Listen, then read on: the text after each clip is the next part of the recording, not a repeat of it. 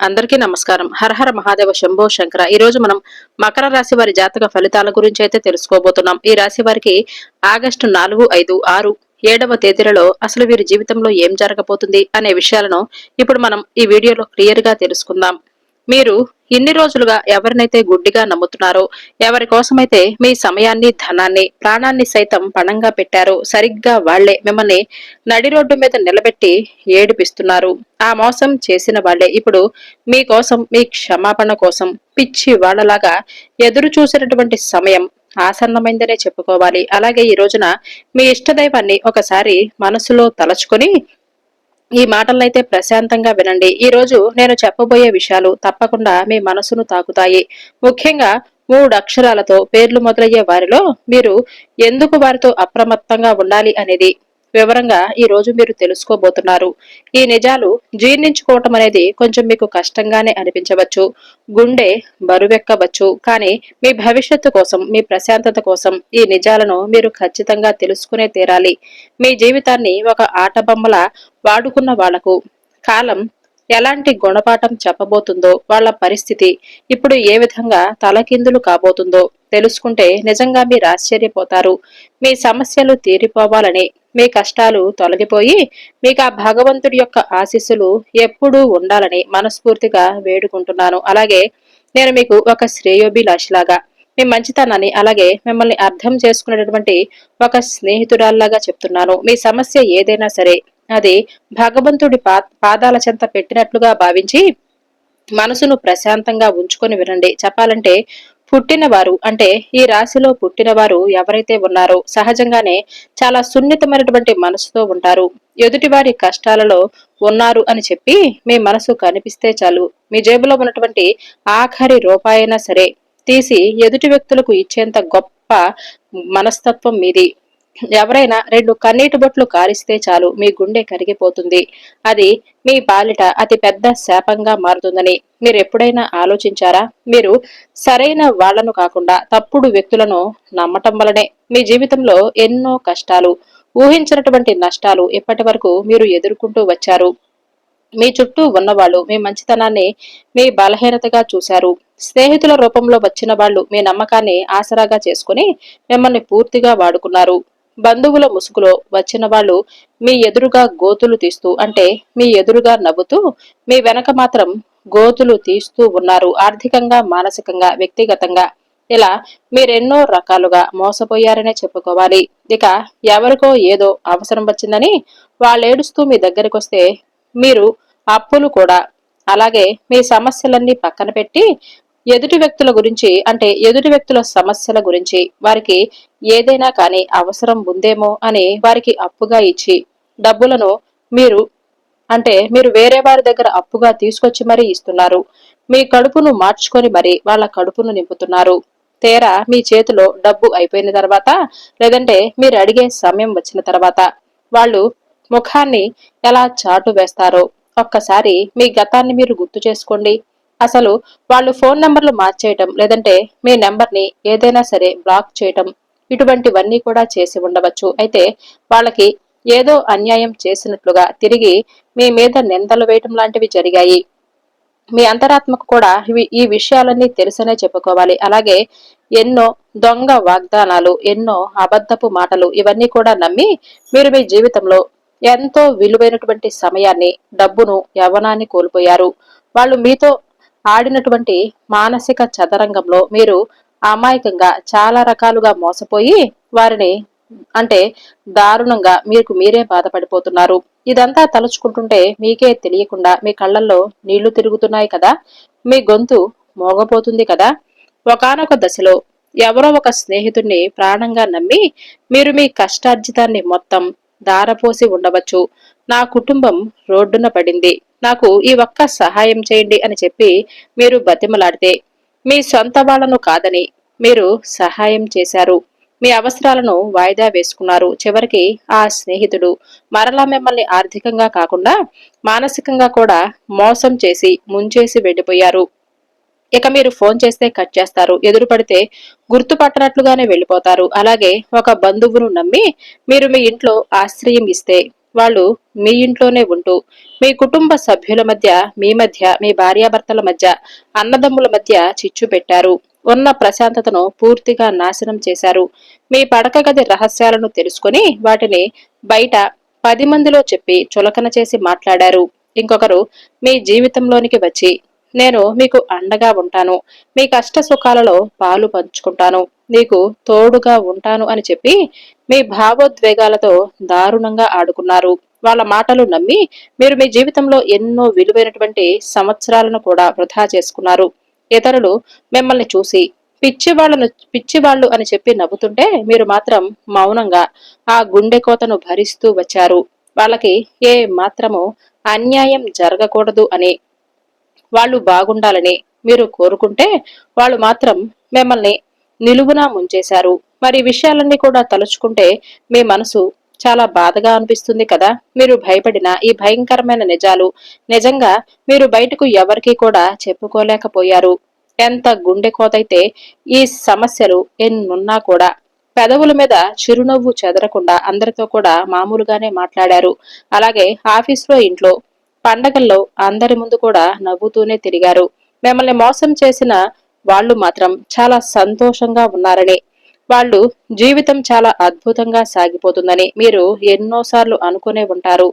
వాళ్ళలా కారులో తిరుగుతూ ఉంటే నవ్వుతూ హాయిగా కుటుంబ సభ్యులతో ఆనందంగా సమయాన్ని గడుపుతుంటే ధర్మం, న్యాయం అనేది అసలు ఎక్కడున్నాయి భగవంతుడా, వీళ్ళనెందుకు శిక్షించటం లేదు, నాకెందుకు ఈ కర్మ పట్టింది అని చెప్పి మీరెన్నోసార్లు నిద్ర లేనటువంటి రాత్రులు గడిపారనే చెప్పుకోవాలి. దేవుడి ముందు నిలబడి ఎన్నోసార్లు కన్నీళ్లతో ఆ స్వామిని ప్రశ్నించారు కూడా. మీ జీవితం ఇక ఆగిపోయింది అని మీరు అనుకుంటూ వచ్చారు. అలాగే అతి ముఖ్యమైనటువంటి సత్యాన్ని మీరు పూర్తిగా మర్చిపోతున్నారు. కర్మ ఎవరిని కూడా ఎప్పటికీ విడిచిపెట్టదు. కర్మ అనేది దేన్ని మర్చిపోదు. అయితే మీరు విసిరినటువంటి రాయి లాంటిది కాదండి జీవితం అంటే. ఇక అది మీరు నాటినటువంటి విత్తనం లాంటిదే. అది ఎదిగి చెట్టు ఫలాలివ్వటానికి కొంత సమయమైతే పడుతుంది కదా. అది ఎలా నిశ్శబ్దంగా తనను తాను అంటే తన పని తాను చేసుకుంటూ వెళుతుందో, ఎప్పుడో ఒకప్పుడు ఎక్కడో ఒక చోట చేసినటువంటి తప్పుకు వడ్డీతో సహా మూల్యం చెల్లించక తప్పదు. ఇప్పుడు సరిగ్గా అదే జరగబోతుంది. కాలచక్రం గిర్రున తిరిగింది. నా మాటలు విశ్వసించండి. సృష్టిలో మార్పు అనేది ఎప్పుడైనా కానీ మొదలవుతూనే ఉంటుంది. ఒకప్పుడు మిమ్మల్ని చూసి ఎగతాళిగా నవ్విన వారు, మిమ్మల్ని అడుగడుగున అవమానించిన వాళ్ళు, మీ అమాయకత్వాన్ని ఆసరాగా చేసుకుని మీ నమ్మకాన్ని మమ్ము చేసిన వాళ్ళు ఇప్పుడు తీవ్రమైనటువంటి అశాంతికి గురవుతారు. వారికి నిద్ర కరువవుతుంది. వాళ్ళ గుండెల్లో భయం మొదలవుతుంది. ఇక మీరు జీవితంలో ఏ మాత్రము కూడా కోలుకోలేరు అని తప్పకుండా వారికై వారే తెలుసుకుంటారు. మీరెప్పటికీ వాళ్ళ ముందు ఓడిపోయినా వారిలాగా తల వంచుకునే పరిస్థితి అయితే మీకు ఖచ్చితంగా రాదు. వాళ్ళ అహంకారంతో ఇలా అనుకుంటూ ఉంటారు. మీరు మాత్రం ఎప్పుడూ కూడా సంతోషంగా, ఆనందంగానే మీ జీవితాన్ని గడపబోతున్నారు. అయితే మీ జీవితం మరలా నిర్మించుకోవటం చూసి వాళ్లకు చెమటలు పట్టబోతున్నాయి. వాళ్ళ పునాదులు కదలబోతున్నాయి. అసలు ఎవరు ఈ వ్యక్తులు, ఎందుకు వీళ్ళిప్పుడు మీకోసం ఎదురు చూసేటటువంటి కాలం అనేది, సమయం అనేది ఈ విధంగా ఏర్పడబోతుంది? మీరు చాలా రకాలుగా అంటే చాలా రకాల ప్రశ్నలు అనేవి మీ మెదడులో తిరుగుతూనే ఉండవచ్చు. అసలు ఆ వ్యక్తులు ఎవరు, ఆ ముగ్గురు వ్యక్తుల యొక్క పేర్లేమిటి, ఇవన్నీ కొంచెం ఓపికగా వినండి. ఎందుకంటే ఈ సత్యాన్ని మీరు నెమ్మదిగా లోతుగా అర్థం చేసుకున్న తర్వాతే తెలుసుకుంటారు. కాలం మారుతుందని నేను గట్టిగా ఎందుకు అనుకుంటున్నాను అని అంటే, మీ జీవితంలో మరలా ఆ పాత వ్యక్తులు రావాలని విపరీతమైనటువంటి ప్రయత్నాలు చేస్తూనే ఉన్నారు. వాళ్ళకి బయట ప్రపంచం ఎలాంటిదో, స్వార్థం అంటే ఏమిటో ఇప్పుడు స్పష్టంగానే అర్థమవుతుంది. మిమ్మల్ని మోసం చేసిన వాళ్ళు ఎంత పెద్ద తప్పు చేశారో, ఎంత గొప్ప వ్యక్తిని మేము కోల్పోయామా అని వాళ్ళకి ఇప్పుడు పూర్తిగా తెలిసి వస్తుంది. కర్మ తన అసలైనటువంటి ప్రతాపాన్ని చూపించటం మొదలు పెడుతుంది. ఇప్పుడు వాళ్ళ జీవితంలో ఊహించినటువంటి సమస్యలు, ఆర్థిక నష్టాలు, ఆరోగ్య సమస్యలు వారిని చుట్టబోతున్నాయి. ఒకప్పుడు వాళ్ళు ఎవరినైతే గుడ్డిగా నమ్మి మిమ్మల్ని వదిలేశారో, మీ మీద నిందలు వేశారో, ఇప్పుడు సరిగ్గా వాళ్లే మిమ్మల్ని వెతుక్కుంటూ రాబోతున్నారు. వారు ఎవరినైతే పూర్తిగా నమ్మారో వారు వీరిని దారుణంగా మోసం చేశారు. అందుకే వాళ్ళకిప్పుడు పూర్తిగా మీ విలువ, మీ మంచితనం అర్థమైంది. మీకోసం ఇప్పుడు వాళ్ళు కళ్లల్లో ఒత్తులేసుకుని మరీ ఎదురు చూస్తున్నారు. మీతో మరలా ఎలాగైనా కానీ పరిచయం పెంచుకోవాలి అని, మీ ద్వారా మరలా లబ్ధి పొందాలని, లేదంటే కనీసం మీ సానుభూతైనా పొందాలని వాళ్ళు రకరకాల ప్రణాళికలనైతే వేసుకుంటూ వచ్చారు. వాళ్ళు మీ స్నేహితుల ద్వారా, బంధువుల ద్వారా రాయబారాలను పెంచుకోవచ్చు. లేదంటే ఇక్కడ మీరు చాలా జాగ్రత్తగా ఉండవలసినటువంటి అత్యంత క్లిష్టమైనటువంటి సమయం. వాళ్ళు మీ ముందుకు వచ్చి ముసలి కన్నీరు కార్చవచ్చు. నన్ను క్షమించండి అని కాళ్ల మీద పడవచ్చు. వాళ్ళు ఎంత ప్రాధేయపడినా సరే, ఎన్ని కన్నీళ్లు పెట్టుకున్నా సరే, మీరు మరలా పొరపాటును కూడా వారి మాటలనైతే మీరు అస్సలు వినిపించుకోవద్దండి. మరలా మీ జీవితంలోనికైతే అస్సలు ఆహ్వానించవద్దు. కర్మ ఎప్పుడు కూడా నిశ్శబ్దంగానే పనిచేస్తుంది. సత్యం ఎప్పుడు కూడా కాస్త ఆలస్యంగానే గెలుస్తుంది. కానీ అంతిమ విజయం ఎప్పుడు సత్యానిదే అవుతుంది. కాబట్టి ఈ విషయాన్ని మీరు మనస్ఫూర్తిగా నమ్మండి. ప్రతి చర్యకు ఇంకొక ప్రతిచర్య అనేది ఉంటుంది. ప్రతి పనికి ఒక పర్యవసానం ఉంటుంది. వాళ్ళు మీతో ఆడినటువంటి ఆటకు ఇప్పుడు వారే బలైపోతున్నారు. ముఖ్యంగా నేను చెప్పబోయేటువంటి ఆ 3 పేర్లు మీరు తప్పకుండా అడుగు తీసి అడుగు వేసేటప్పుడు 1000 సార్లు, లేదంటే 1,00,000 సార్లైనా సరే ఆలోచించక తప్పదు. ఆ పేర్లు ఉన్న వాళ్ళందరూ కూడా ఒకేలా ఉండకపోయినా సరే, మీ జీవితంలో మీకు ఎదురయ్యే అతి పెద్ద మోసానికి ఆ పేర్లతో స్టార్ట్ అయ్యే అక్షరాలుగానే భావించండి. ఒక బలమైనటువంటి సంబంధంతో అది ముడిపడి ఉంటుంది. అయితే ఆ పేర్లేమిటి అని మీకు ఆత్రంగా ఎదురు చూస్తున్నారు అని నాకిప్పుడు అర్థమైపోతూనే ఉంది. మీరొక విషయం గురించైతే తీవ్రంగా ఆలోచించండి. అసలు ఆ వ్యక్తులు ఎవరు? ఎందుకు వీళ్ళు మీ జీవితంలోనికి మరలా రావాలి అని అనుకుంటున్నారు? ఏ కర్మ వీళ్ళను దహించవేయబోతుంది? అసలు ఆ 3 అక్షరాల పేర్లేంటి? ఎందుకు అనేది మీరిప్పుడు ఆలోచిస్తున్నారు కదా. ఈసారి మాత్రం మీ మనసు చెప్పే మాటల్ని మాత్రమే నమ్మండి. మీ అంతరాత్మ యొక్క ఘోష అనేది సరిగ్గా అర్థం చేసుకోండి. ఇతరుల మాట విని మీరు మోసపోవద్దు. ఎవరైనా మీకు ఏదైనా సలహా ఇస్తే అది నిజమేనేమో అని గుడ్డిగా నమ్మేయవద్దు. వాళ్ళ మాయ మాటలకు అస్సలు పడిపోవద్దు. అయితే ఇప్పుడు ఆ పరిస్థితి ఎలా మారాలి? అసలు ఎలా మారబోతుంది? మీరు ఎలా మార్చుకోవాలి అనే విషయాన్ని తెలుసుకుందాం. మీరు ఎవరిని నమ్మాలో, ఎవరిని దరిదాపుల్లో కూడా రానివ్వకుండా ఉండాలనేది మీరు స్పష్టంగా తెలుసుకోండి. సత్యం ఎప్పుడూ కూడా కాస్త చేదుగానే ఉంటుంది. అయితే అది మీ ప్రాణాలనైతే తప్పకుండా కాపాడుతుంది. కర్మ అనేది తన పని తాను చేసుకుంటూ పోతున్నప్పుడు మనం మధ్యలో దూరి వాళ్ళను కాపాడటానికి ప్రయత్నించకూడదు. అలా చేస్తే కర్మ మనకు కూడా అంటుకుంటుంది. వాళ్ళు చేసినటువంటి కర్మను వాళ్లే కదా అనుభవించాలి. సత్యం అనేది ఎప్పటికీ దాగదు. కాబట్టి మీరు చేసిన ప్రతి మంచి పనికి భగవంతుడు మీకు బహుమతిని ఇవ్వబోతున్నాడు. మరి వాళ్ళు చేసినటువంటి ప్రతి చెడ్డ పనికి కాలం ఇప్పుడే ఈ జన్మలోనే ఫలితం అనేది అనుభవించి తీరేలా వారికి గుణపాఠం చెప్పబోతుంది. ఇంకా మీలో చాలా మంది ఇప్పటికే ఒక ఆశతో బతుకుతూ ఉన్నారు. ఏదో ఒక రోజు వాళ్ళు మారిపోతారేమో, వారి తప్పు తెలుసుకొని వస్తారేమో, పాత రోజులు తిరిగి మరలా వస్తాయేమో అని మీరు అనుకుంటూ ఉండవచ్చు. అవును, వాళ్ళు వస్తున్నారు. కానీ వాళ్ళు మారరండి. వాళ్ళ మనస్తత్వం కూడా మారదు. వాళ్ళ అవసరం కోసం మాత్రమే మరలా మీ దగ్గరికి రాబోతున్నారు. ఇది మీరు మీ మనసులో పచ్చ బొట్టులాగా ఖచ్చితంగా గుర్తుపెట్టుకోవాలి. మీ మంచితనాన్ని వాళ్ళెప్పుడూ కూడా ఒక దౌర్భాగ్యపు బలహీనతగా చూశారు. మీరు క్షమిస్తారు అనే ధైర్యంతో వీడు ఎక్కడికి పోతాళ్లే అనే అలుసుతో వాళ్ళు పదే పదే మీ విషయంలో తప్పులు చేస్తూనే వచ్చారు. అయితే ఈసారి మీరు వాళ్లకు ఈ అవకాశం అనేది అస్సలు ఇవ్వవద్దు. మీ జీవితం ఒక ప్రయోగశాల అయితే కాదు. ప్రతి ఒక్కరూ వచ్చి మీతో ఆడుకొని వెళ్లిపోవటానికి మీకు చాలా గొప్ప విలువ ఉంది. మీకంటూ ఆత్మ గౌరవం ఉంది. మీ మంచితనం ఏమిటో భగవంతుడికి తెలుసు. మరి దాన్ని మీరు ఎవరి కోసమో, ఏ బంధం కోసమో త్యాగం చేయవలసినటువంటి అవసరం లేదు కదా. కర్మ నిశ్శబ్దంగా పనిచేస్తున్నప్పుడు మధ్యలో మీరు దూరకూడదు. సత్యం సమయం తీసుకుంటుంది. అయితే అంతిమంగా మాత్రం గెలిచే తీరుతుంది. ఇలా ప్రతి కర్మకు ఒక ఫలితం అనేది ఉంటుంది. ఆ మాటలను మీ మదిలో మాత్రం జపించుకోండి. ఎవరా వ్యక్తులు? ఎందుకు మీకోసం ఎదురు చూస్తున్నారు? అసలు ఆ అక్షరాలతో పేర్లు మొదలయ్యే వారు ఎవరనేది ఇప్పుడు మీరు ఖచ్చితంగా తెలుసుకోవాలి.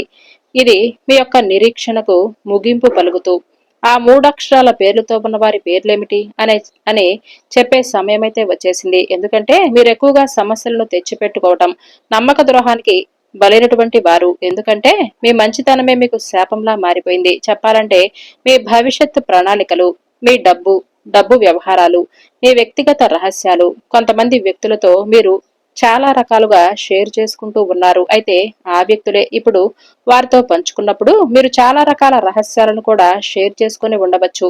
ఇప్పుడు నేను చెప్పబోయే 3 అక్షరాలతో పేర్లు మొదలయ్యే వారిలో మొదటి అక్షరం ఎస్, రెండవ అక్షరం ఎం, మూడవ అక్షరం ఆర్. ఈ 3 అక్షరాలతో పేర్లు మొదలయ్యేవారు మీ జీవితంలో గతంలో ఏదో ఒక అనుబంధం లేదంటే ఒక బంధం అనేది ఏర్పరచుకొని ఉండవచ్చు. ఏదో ఒక విధంగా మిమ్మల్ని ప్రభావితం చేసి ఉండవచ్చు. అయితే ఇక్కడ నేను అంతిమమైనటువంటి విషయం అయితే మీకు చెప్పబోతున్నాను. దీన్ని మీరు చాలా శ్రేష్టంగా నిశ్చింతగా అర్థం చేసుకోవాలి. ఈ ఎస్, ఎం, ఆర్ అనే అక్షరాల పేర్లతో మొదలైనటువంటి ప్రతి ఒక్కరూ కూడా చెడ్డవారనే చెప్పలేము. వాళ్ళందరూ కూడా మోసగాళ్ళని కూడా నేను చెప్పటం లేదండి. ఈ లోకంలో ఈ అక్షరాలతో పేర్లు ఉన్నవాళ్ళు ఎంతో మంది ఉన్నారు. అద్భుతమైనటువంటి వ్యక్తులు కూడా ఉన్నారు. ఎంతో దయాహృదయం కలిగిన వాళ్ళు కూడా ఉన్నారు. గొప్ప గొప్ప సాధకులు కూడా ఉన్నారు. వాళ్ళు సమాజానికి ఎన్నో రకాలుగా మేలు చేస్తూ వచ్చారు.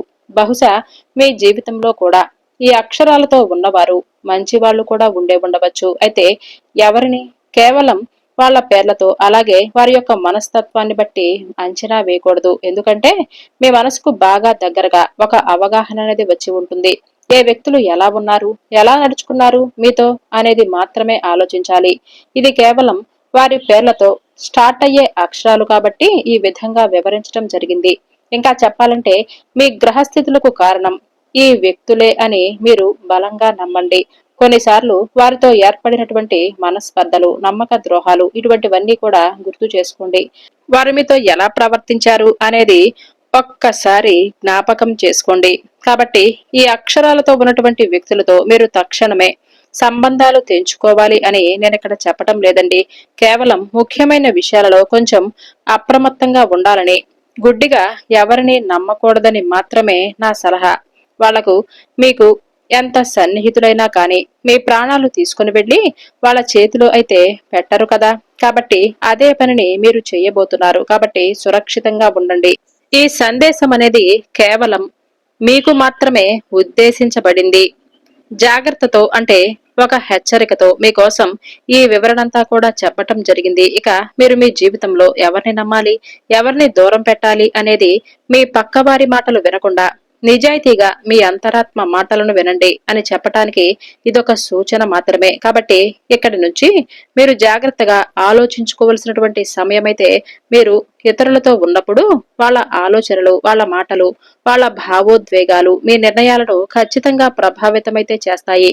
అలాగే మీరు ఒంటరిగా ఉన్నప్పుడు మాత్రమే మీకు సంపూర్ణమైనటువంటి మానసిక స్పష్టత అనేది వస్తుంది. నిశ్శబ్దంలోనే మీరు మీ అంతరాత్మ మాటను అలాగే అంతరాత్మ చెప్పే ప్రతి విషయాన్ని కూడా స్పష్టంగా అర్థం చేసుకోగలుగుతారు. ఇక మీ జీవితానికి సంబంధించినటువంటి అతి ముఖ్యమైన నిర్ణయాలు ఇతరుల ప్రభావం ఏమాత్రము లేకుండా మీరే సొంతగా తీసుకోవాలి. అందుకే ఒంటరిగా ఉన్నప్పుడు ఈ విషయాలు వింటే మీరు మీ గతాన్ని తప్పు పట్టకుండా భవిష్యత్తును సరిదిద్దుకునే అద్భుతమైనటువంటి అవకాశం మీ చేతుల్లోకి వస్తుంది. అలాగే మీ ఆత్మ పరిశీలన కోసం మీరు చేయవలసినటువంటి అద్భుతమైన శక్తివంతమైనటువంటి ప్రక్రియ గురించి నేను ఇప్పుడు వివరించబోతున్నారు. ఎలాంటి పూజ కాదండి, అలాగే మంత్ర తంత్రాలు, భయపెట్టే ఆచార వ్యవహారాలు అంతకంటే కాదు. దీనికి ఒక్క రూపాయి కూడా ఖర్చు కాదు. కేవలం మానసిక వికాసానికి, మీ మనశ్శాంతికి, మీ ఉన్నతికి సంబంధించినటువంటి స్వచ్ఛమైన ఆధ్యాత్మిక మార్గదర్శకత్వం. ఒక ప్రశాంతమైన సమయంలో ఇంట్లో ఎవరు కూడా మిమ్మల్ని డిస్టర్బ్ చేయలేనటువంటి ఒక చోట టీవీలు, ఫోన్లు అన్ని కూడా పక్కన పెట్టేసి మీరు ఒంటరిగా కూర్చోండి. ఒక శుభ్రమైనటువంటి తెల్లటి కాగితం, ఒక పెన్ను తీసుకోండి. కళ్ళు మూసుకొని 12 నిమిషాల పాటు మీ శ్వాస మీద ధ్యాస పెట్టి ఇంటి ఇష్టదైవాన్ని లేదంటే కులదేవతను లేదంటే మీకు బాగా ఇష్టమైనటువంటి దైవాన్ని, అనంతమైనటువంటి విశ్వాన్ని ఒకసారి మనసులో ప్రార్థించుకోండి. మీ మనసులో ఉన్న ఆలోచనలు అన్నీ కూడా శాంతించే వరకు అలాగే కూర్చోండి. ఆ తర్వాత నెమ్మదిగా కళ్ళు తెరిచి మీ జీవితంలో మీరు ప్రస్తుతం అంటే ఎక్కువగా నమ్మే వ్యక్తుల పేర్లు ఆ తెల్ల కాగితం మీద రాయండి. వాళ్ళెవరైనా కావచ్చు, మీ తల్లిదండ్రులు కావచ్చు, తోబుట్టువులు, ప్రాణ స్నేహితులు, బంధువులు, మీ భాగస్వామి కూడా కావచ్చు. ఆ పేర్లు పక్కన వాళ్ళను మీరు ఎందుకు అంతగా నమ్ముతున్నారు, దానికి కలిగినటువంటి బలమైన కారణాలేంటి అనేది కూడా రాసుకోండి. ఇక వాళ్ళు గతంలో మీ కష్టాల్లో ఉన్నప్పుడు మీకు నిజంగా అండగా నిలబడ్డారా, లేదంటే వాళ్ళ మాటలు బాగుంటాయి అని చెప్పి వాళ్ళు తీయగా మాట్లాడుతున్నారు అని చెప్పి మీరు వారిని నమ్ముతున్నారా? మీరు నిజాయితీగా ప్రశ్నించుకుని ఒక్కసారి మిమ్మల్ని మీరే విశ్లేషించుకోండి. ఏ మాత్రము పక్షపాతం లేకుండానే రాయండి. తర్వాత అదే కాగితం కింద భాగంలో మీ జీవితంలో మిమ్మల్ని పదే పదే అవమానపరిచిన, మీకు పదే పదే కన్నీళ్లు మిగిల్చినటువంటి వాళ్ళ పేర్లు కూడా రాసుకోండి. వాళ్ళు మిమ్మల్ని ఎలా మోసం చేశారు, ఏ విషయాలు నమ్మకాన్ని మమ్ము చేశారు, మీ డబ్బు తీసుకుని ఎలా ఎగ్గొట్టారు, మీ ప్రేమను వాడుకొని మిమ్మల్ని వదిలేశారా, మీ రహస్యాలను వారు బయట పెట్టారా అనే విషయాలు కూడా స్పష్టంగా రాయండి. ఆ తర్వాత 2 జాబితాలను కళ్ళారా చాలా జాగ్రత్తగా పరిశీలించండి. ఇప్పుడు మీకు ఒక ఆశ్చర్యకరమైనటువంటి నిజమనేది తెలుస్తుంది. మీరెవరినైతే గుడ్డిగా ప్రాణంగా నమ్మారో వాళ్ళే మిమ్మల్ని ఎక్కువ సార్లు బాధపెట్టి ఉండవచ్చు. ఇప్పుడు మీకంటూ కొన్ని కఠినమైనటువంటి హద్దులు, కొన్ని నిర్ణయించుకోవలసినటువంటి సమయం వచ్చేసిందనే చెప్పుకోవాలి. ఈ 4 రోజుల్లో తగు జాగ్రత్తలనేవి తప్పకుండా పాటించాలి. ఈ రాశి వారు ఈ 4 రోజులు తప్పకుండా ఉదయం సాయంత్రం ఇంట్లో దీపారాధన, అలాగే పెద్దల ఆశీర్వచనాలు తీసుకోండి. కోపాన్ని నియంత్రించుకొని బయటికెళ్లే ముందు సింధూరాన్ని కాని, దుర్గాదేవి యొక్క కుంకుమను కాని ధారణ చేసుకుని బయటకు వెళ్ళండి. ఈ విధంగా చేసుకుని మీ ఇష్ట దైవాన్ని, కులదైవాన్ని పరిపూర్ణంగా నమ్మండి. మీ పనుల్లో తప్పకుండా విజయం అనేది లభిస్తుంది.